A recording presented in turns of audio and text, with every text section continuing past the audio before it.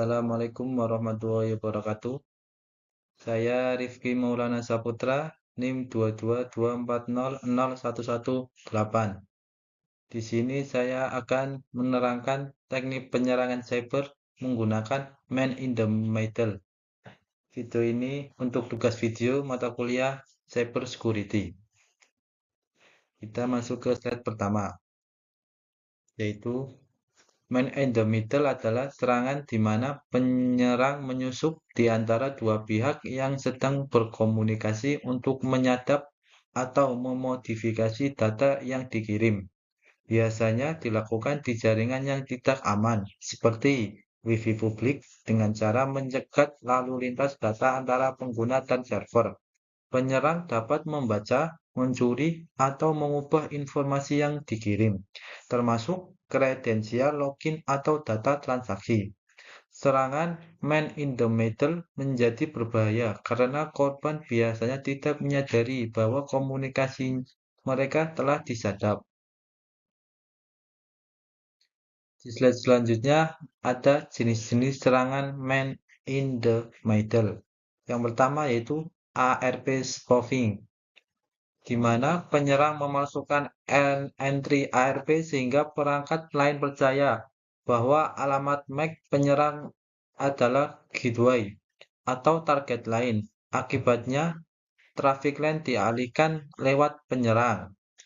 Yang kedua yaitu DNS spoofing, yaitu penyerang membuat resolver DNS atau chat mengembalikan alamat IP palsu untuk sebuah domain sehingga korban diarahkan ke server jahat. Yang ketiga yaitu Evil Twin atau Rogue Wi-Fi. Penyerang membuat titik akses Wi-Fi yang meniru nama hotspot populer sehingga pengguna tersambung ke jaringan penyerang. Yang keempat yaitu HTTPS stripping atau downgrade attack, di mana penyerang memaksa atau menipu agar koneksi yang seharusnya terenkripsi HTTPS berubah menjadi HTTP, sehingga lalu lintas bisa dibaca atau diubah oleh penyerang. Yang kelima yaitu SSL interception dan certificate spoofing, di mana penyerang mencoba membuat korban menerima sertifikat palsu atau memancing agar menggunakan sertifikat yang ia kontrol. Yang keenam yaitu IP session hijacking, di mana penyerang mencuri atau mengambil alih sesi TCP yang sah, lalu bertindak sebagai pengguna yang sah. Bisa juga berupa memaksa pengguna menggunakan sesi yang telah ditentukan oleh penyerang. Yang ketujuh yaitu transparent proxy attack. Di sini penyerang bertindak sebagai proxy antara klien dan server, sehingga dapat melihat atau memodifikasi lalu lintas internet. Bisa juga diimplementasikan pada tingkat ISP atau perangkat jaringan yang terkompromi. Yang ke-8 dan yang terakhir yaitu BGP hijacking atau Internet Scale Made in the Middle. Penyerang mempublikasikan root GBG palsu sehingga lalu lintas suatu jaringan dialihkan melalui jaringan penyerang. Slide berikutnya yaitu contoh serangan cyber dengan man in the middle. Penyerang membuat Wi-Fi yang terlihat sama dengan Wi-Fi kafe ataupun sekolah, sehingga korban tersambung ke jaringan penyerang. Tujuan dari penyerang yaitu menyadap kredensial, injeksi halaman palsu, dan pengalihan transaksi. Penyerang juga bisa mengambil alih akun pengguna dan pencurian data pribadi. Itu slide berikutnya itu dampak serangan cyber man in the middle. Yang pertama ada dampak terhadap individu atau pengguna. Yang pertama, pencurian kredensial seperti username, password, memungkinkan akses tak sah ke akun email seperti bank ataupun media sosial. Yang kedua, kehilangan uang, seperti pengalihan pembayaran atau transaksi online yang diubah oleh seseorang. Yang ketiga yaitu kebocoran data pribadi seperti nomor identitas, nomor kartu, alamat, riwayat medis, berisiko penyalahgunaan identitas.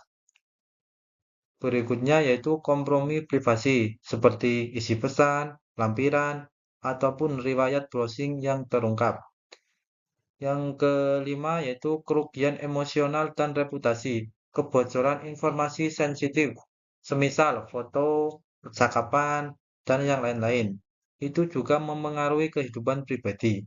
Yang terakhir yaitu biaya pemulihan pribadi, waktu dan biaya mengembalikan akses akun, ganti identitas, dan pemantauan kredit.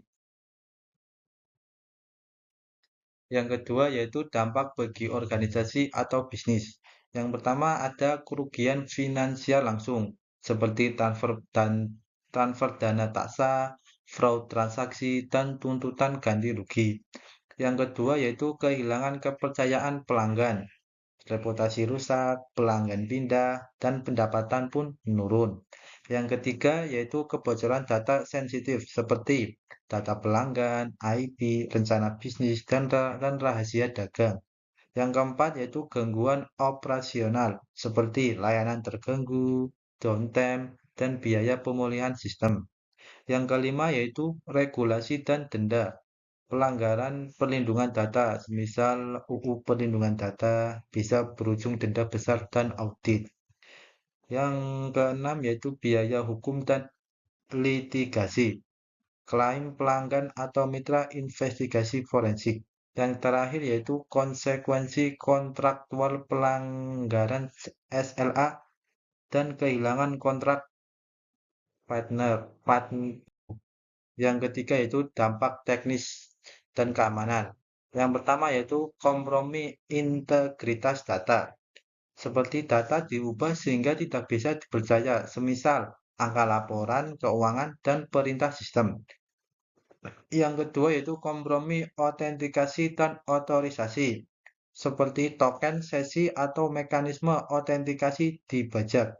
Yang ketiga yaitu pintu masuk untuk serangan lanjutan.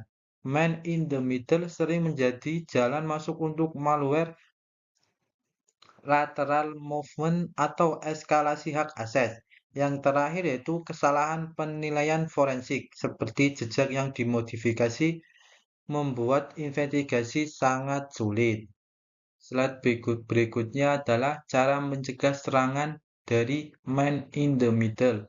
Yang pertama ada enskripsi penuh, yang kedua validasi sertifikat dan kontrol PKI, yang ketiga amanin DNS dan routing, yang keempat yaitu proteksi jaringan lokal, yang kelima keamanan endpoint dan aplikasi, yang keenam autentikasi yang kuat, yang ketujuh, jaringan publik atau pengguna. Dan yang terakhir adalah monitoring dan deteksi. Sekian penjelasan dari saya tentang teknik penyerangan cyber menggunakan man in the middle. Terima kasih.